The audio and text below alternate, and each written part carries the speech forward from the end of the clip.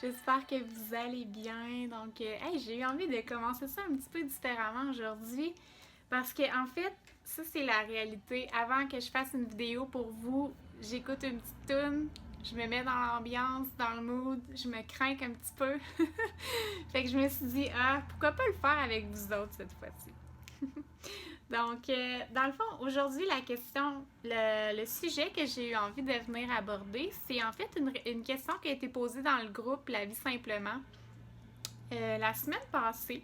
C'est une question qui a été demandée par Michel. Donc, je vais vous la lire pour que vous sachiez exactement c'est quoi. Puis en fait, le sujet, c'est vraiment comment arriver à communiquer de façon calme, comment rester posé dans nos communications avec les autres, surtout quand on sent qu'on est dans le vif du moment puis c'est pas facile de rester calme. Donc, ce qu'elle demandait, c'est justement comment être capable de garder son calme, de ne pas s'emporter dans une discussion vive, malsaine ou inégale. Elle dit c'est si facile de se faire dire garde tes distances, ne réponds pas, mais la réalité est tout autre dans le vif du moment. En effet, Michel, et en effet tout le monde, la réalité est tout autre quand on est dans le vif de l'action, quand on est dans le vif de la discussion. Je comprends tout à fait parce que c'est quelque chose que je vis au quotidien, quelque chose que j'ai vécu dans le passé beaucoup plus, que je vis de moins en moins parce que justement j'ai fait quelques apprentissages que je vais vous partager aujourd'hui, mais je pense que c'est tout à fait normal comme être humain de justement par moment se sentir un petit peu émotif face à certains comportements, face à certaines situations. Donc, aujourd'hui, on va regarder un petit peu comment c'est possible de justement de rester calme, de rester soi-même, puis de communiquer avec les autres de façon le plus constructive possible, même si l'autre personne a peut-être un point de vue totalement différent du nôtre, même si l'autre personne a peut-être des valeurs qui sont à l'inverse de nous.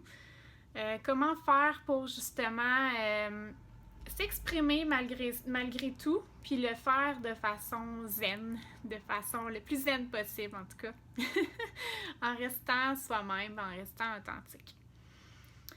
Donc, en fait, ce que j'avais envie en premier de vous partager, c'est peut-être juste de comprendre dans le fond comment une émotion est générée. Parce que c'est super important de comprendre que nos émotions, finalement, elles nous appartiennent. À chaque fois qu'on vit une émotion, de la colère, de la tristesse, peu importe, c'est nous qui l'avons engendré, cette émotion-là. Hein? Ça, c'est pas facile. C'est comme un point super important qui, moi, m'a pris vraiment beaucoup de temps à comprendre. Même si j'ai fait des études en psychologie, c'est ça qui est fou. De comprendre que finalement, une émotion, c'est généré par une pensée qu'on a. Donc, à chaque fois qu'on vit quelque chose à l'intérieur, c'est parce qu'on a eu une pensée. Quand on a une pensée positive face à quelque chose, on va avoir une émotion positive. Quand on a une pensée négative par rapport à quelque chose, on va avoir une émotion négative. Donc ça, c'est la première étape, de comprendre que peu importe la situation, peu importe le comportement de l'autre personne, à chaque fois qu'on vit une émotion, c'est nous qui l'avons générée, c'est notre corps qui l'a générée, c'est notre esprit finalement qui a engendré une émotion. C'est pas la situation ou la personne, c'est nous. OK?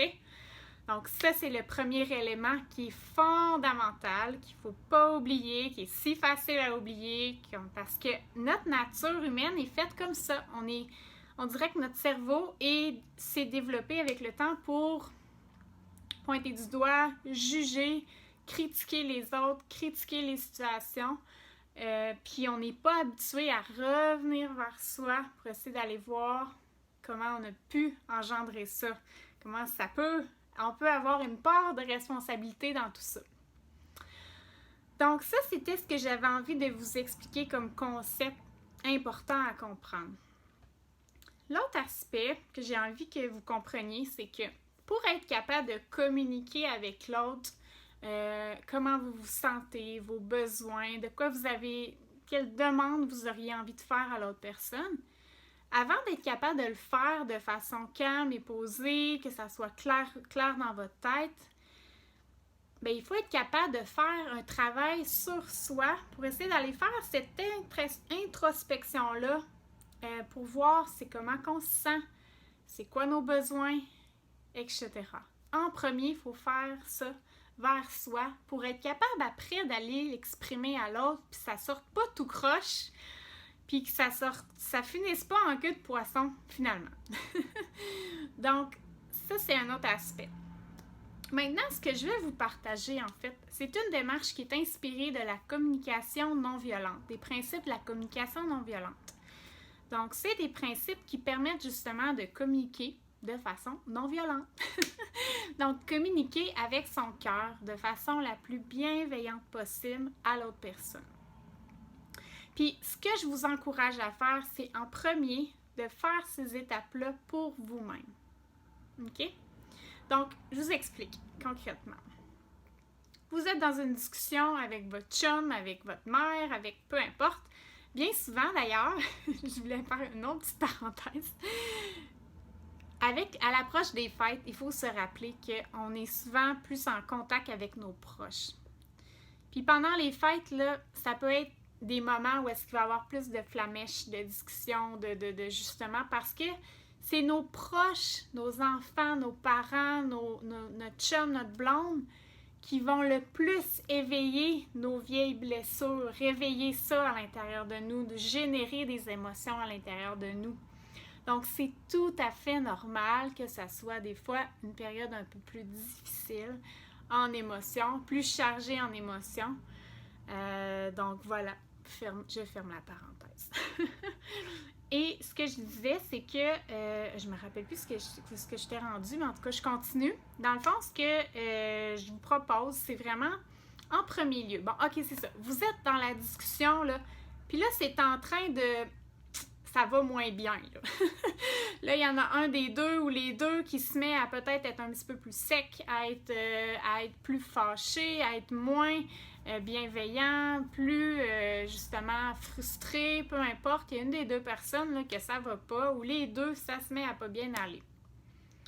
Première étape, c'est d'observer qu'est-ce qui se passe, de réaliser « oh, palais ».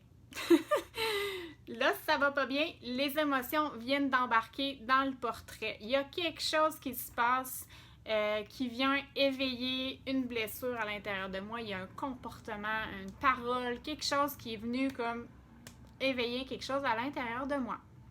Donc, d'observer ça, puis de dire « ok, je vis une émotion, c'est ma responsabilité d'en prendre soin. » C'est l'étape la plus difficile, je vous avouerai. Parce qu'à ce moment-là, c'est comme il faut piler sur notre orgueil puis se dire que, ok, je vis une émotion, ça m'appartient. Même si on aurait donc envie de dire que c'est l'autre personne, c'est sa faute, puis c'est sa faute si on se sent comme ça, puis il n'aurait pas dû dire ça, ou il n'aurait pas dû faire ça. Il faut se rappeler que si on se sent tout croche, si on a cette émotion-là, c'est parce que ça nous appartient. Puis il y a quelque chose qu'on peut faire pour se sentir mieux. Donc, ce que je vous suggère de faire quand la discussion devient un petit peu plus vive, qu'elle est moins constructive, c'est de vraiment faire un stop à tout ça. OK? C'est pas facile, mais il faut arrêter la discussion, puis justement donner cet espace-là pour aller prendre soin de ce qui monte à l'intérieur de nous.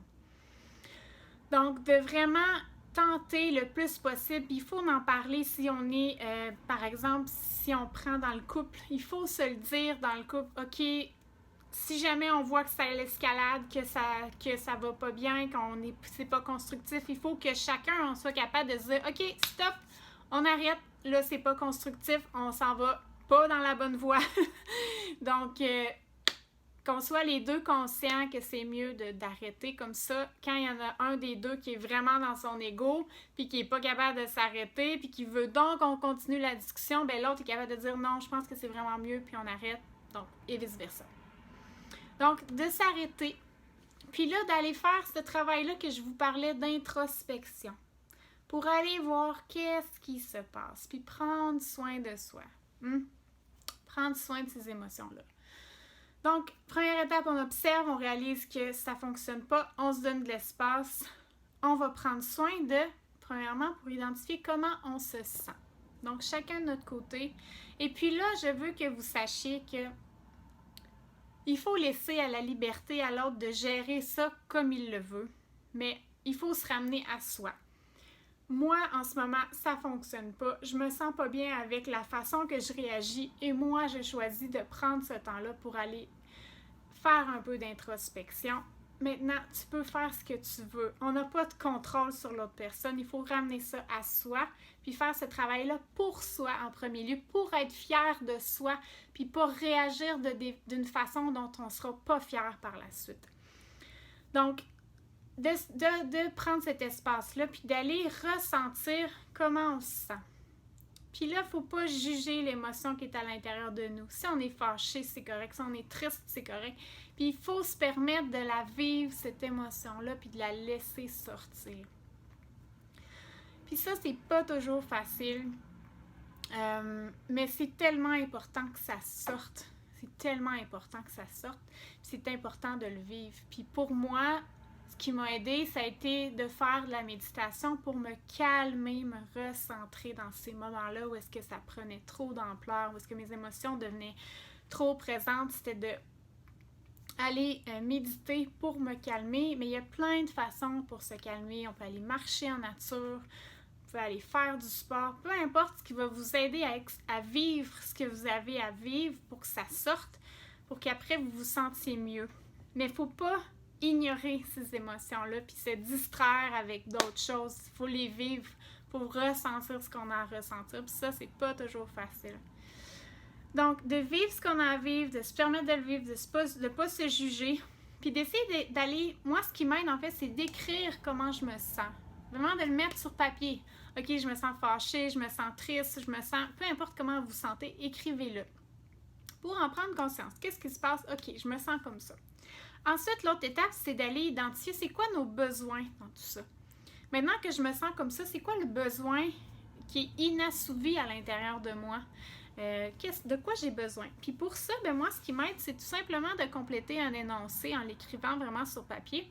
D'écrire qu'est-ce que j'aurais aimé que l'autre personne fasse? De quoi j'aurais eu besoin? Qu'est-ce que j'aurais eu besoin que l'autre personne fasse ou dise ou peu importe, d'écrire ça. Ça va vous indiquer c'est quoi votre besoin, de quoi vous avez besoin. Est-ce que vous avez besoin de plus de bienveillance, de plus d'écoute, de plus d'amour, vous avez besoin de vous sentir considéré, vous avez besoin de vous sentir important. Écrivez ça. Puis la dernière étape, c'est de vous poser la question qu'est-ce que l'autre personne, qu'est-ce que je pourrais demander, donc quelle demande je pourrais faire à l'autre personne qui pourrait m'aider à me sentir mieux, qui ferait en sorte que je me sentirais un petit peu mieux dans tout ça. Donc, puis là, il faut essayer d'être le plus précis possible dans cette demande-là pour vraiment que ça soit quelque chose de clair, de mesurable, tu sais, quelque chose que l'autre personne peut prendre et dire « Ok, je le fais, je l'applique, c'est facile, je le comprends bien. » Donc, mettons, là, je sais pas, moi, par exemple, ce serait de dire, tu peux-tu juste me faire un câlin, là, me prendre dans tes bras, là, ça me ferait vraiment du bien. Tu sais, quelque chose, là, vraiment, là, de précis. Ou dire, tu sais, à l'avenir, ça te dérangerait-tu de ranger la vaisselle, mettons, le matin avant de partir travailler, de ranger ta vaisselle. Tu sais, il me semble que moi, ça me ferait du bien, j'aurais pas besoin de ramasser ça le matin. Peu importe, mais d'être précis dans votre demande. OK? Donc, une fois que vous avez fait ce travail-là, une fois que vous vous êtes calmé, puis ça, c'est super important, puis laissez-vous le temps, OK? Ça se peut que ça vous prenne plus qu'un avant-midi ou je sais pas. Dans les débuts, moi, ça me prenait beaucoup, beaucoup de temps. Il a fallu qu'à un moment donné, je trouve un équilibre pour revenir plus rapidement. Pas me laisser trop embarquer dans ces émotions-là non plus. Mais ça, c'est un travail qui se fait sur du long terme. Donc, laissez-vous le temps. Mais une fois que vous êtes calme, vous êtes moins frustré, vous êtes revenu à vous-même, là, c'est le temps de prendre tout ce que vous avez réalisé, tout ce que vous avez mis sur papier, d'aller l'exprimer à l'autre si vous en ressentez le besoin, si vous avez envie de le faire. Et là, vous allez dire à l'autre personne... Qu'est-ce que vous avez observé? Qu'est-ce qui s'est passé? Comment vous vous êtes senti? C'est quoi le besoin que vous aviez dans cette situation-là? Puis qu'est-ce que vous aimeriez que l'autre personne fasse de façon concrète pour vous aider là-dedans? Alors voilà, c'est tout simplement ça. Puis je dis tout simplement, mais c'est pas simple, OK? Je veux juste vous dire que c'est un art qui prend du temps. Puis les premières fois, ça se peut que ça finisse en queue de poisson, que ça fonctionne pas exactement comme vous le vouliez. Mais je pense qu'il faut se permettre de se laisser du temps, puis d'essayer, de réessayer, puis de continuer à travailler là-dedans. Puis, juste vous rappeler aussi là, que si vous êtes la personne qui est en train d'écouter cette vidéo-là, bien, rappelez-vous que l'autre personne, elle n'a peut-être pas écouté cette vidéo-là, puis c'est correct. Vous pouvez lui en parler, voir son ouverture, mais laissez-lui la liberté de faire ce cheminement-là pour elle, si elle a envie de le faire ou non. Puis ramenez ça à vous, OK? Puis rappelez-vous que vous, ça, c'est toutes des étapes que vous avez faites. C'est un cheminement que vous avez fait d'essayer d'identifier vos besoins, votre sentiment. Fait que quand vous arrivez pour en parler à l'autre personne, bien, c'est facile pour vous. Mais l'autre personne n'a pas nécessairement fait tout ce cheminement-là. Donc, ça se peut que ça soit difficile pour elle d'identifier comment elle s'est sentie, de quoi qu'elle avait besoin. Donc, ça se peut que ça soit pas tout le temps super fluide au début à cause de ça. Puis c'est tout à fait normal. Donc, d'accepter ça, d'accepter que l'autre personne est différente, d'accepter que l'autre personne n'est peut-être pas au même stade que vous par rapport à ça. Puis vraiment de faire des demandes, comme je le dis tout le temps, de faire des demandes sans attente. OK? Comment je dirais ça? Quand vous arrivez puis vous faites votre demande finalement à la personne, là, faites-le avec un esprit ouvert en vous disant « OK, bien moi, c'est ce que j'aimerais. Moi, c'est ce qui me ferait du bien. Mais maintenant, je suis ouverte à d'autres possibilités. Je suis ouverte à en discuter avec l'autre, puis essayer de voir qu'est-ce qui serait une solution gagnant-gagnant. Je reviens à ma solution gagnant-gagnant. Où est-ce que les deux, nos besoins sont répondus?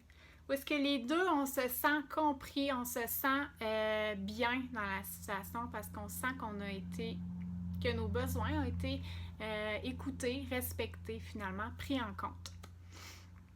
Donc, ouais, d'essayer le plus possible de rester ouvert puis de pas avoir d'attente envers le résultat de ça, de cette démarche-là que vous allez faire. Puis de, justement, simplement être fier de vous d'avoir fait ça, de l'avoir fait d'une manière calme, d'une manière posée, d'avoir pris ce temps-là. Désolée, ça l'a coupé encore une fois. Ce que je disais, c'est ramenez-vous à vous, puis soyez fiers de vous avoir fait cette démarche-là, d'avoir répondu d'une manière calme et posée, de ne pas avoir laissé vos émotions vous emporter dans cette situation-là. Donc, puis juste ça, là, de dire « Hey, wow, j'ai bien réagi, je suis restée calme, je suis restée posée, je suis pas embarquée, j'ai pas monté sur mes grands chevaux, j'ai pas dit des trucs que je voulais pas dire à l'autre personne. » Juste ça, vous allez être vraiment en paix avec vous-même, puis ça, ben, c'est un magnifique cadeau à se faire. Puis le dernier élément que je veux vous rappeler, c'est que nos besoins à nous, là, besoin de se sentir aimé, besoin de se sentir écouté, tout ça, ben à la base, c'est à nous à en prendre soin. Puis c'est à nous à combler ce vide-là, puis faire en sorte que justement on prend soin de soi le plus possible, puis on prend soin de ses besoins. C'est pas aux autres à le faire. Donc oui, on peut leur faire des demandes, mais il faut leur laisser la liberté en fait de choisir qu'est-ce qu'ils ont envie de faire. Puis il faut reprendre la responsabilité le plus possible de ces besoins-là en prenant soin de soi, puis en faisant en sorte de remplir notre verre d'eau, qui des fois peut-être est un peu vide, pour justement qu'on n'ait plus tout le temps besoin que ce soit les autres qui nous confirment notre valeur, que ce soit les autres qui nous donnent, qui fassent en sorte qu'on se sent bien au quotidien, puis ça soit pas, comment on se sent, ça soit pas, voyons, je cherche mes mots, ça soit pas, que peu importe la situation extérieure à soi, le comportement de l'autre, on est capable de se sentir bien malgré tout. Donc ça, c'est le travail d'une vie. De prendre soin de soi au quotidien, de se ramener à ce qui nous fait du bien pour combler notre verre d'eau, pour après être capable de redonner à l'autre personne. avec amour. Donc, merci beaucoup d'avoir été là jusqu'à la fin. J'espère que ça vous a aidé. Merci à Michel pour ta question. Si jamais vous avez d'autres questions en ce sens-là, n'hésitez pas. C'est un concept qui n'est pas facile à comprendre au début, donc ça va me faire vraiment plaisir de vous aider là-dedans. Alors, n'hésitez pas à mettre vos commentaires et vos questions. Donc, merci beaucoup tout le monde. Je vous le souhaite une super de belle fin de journée, puis on se revoit dans une prochaine vidéo. Bye!